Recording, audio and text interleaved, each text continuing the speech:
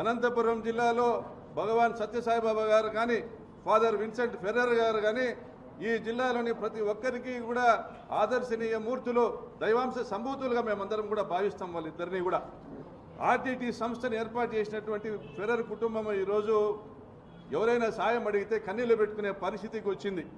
మీ BJP కూటమి ప్రభుత్వం వల్ల కేంద్రంలో రాష్ట్రంలో మీరు అధికారంలో ఉన్నారు. బీజేపీ సహిత తెలుగుదేశం పార్టీ జనసేన ప్రభుత్వం మరి వారికి విదేశాల నుండి వచ్చే నిధులపైన ఆంక్షలు విధించడం ఏంది? పేదల కోసం సంవత్సరానికి 500 కోట్ల రూపాయలు ఖర్చు పెట్టేటువంటి ఆర్టీటీ సంస్థ గొంతు నొక్కడం ఏంది? పేదల కడుపు కొట్టడం కాదా అని ప్రశ్నిస్తూ ఉన్నాం. సమీక్షించుకోండి, చర్చించుకోండి. కేంద్రంలో ఉన్నటువంటి మీ ప్రధానమంత్రిని కలిసండి, అమిత్ షా గారిని కలిసండి, చంద్రబాబు నాయుడు గారు. ఇది need of the day, need of the hour. అదేవిధంగా మీరు గమనించండి, మీరు చర్చించుకోండి, మీరు వివరాలు తీసుకోండి.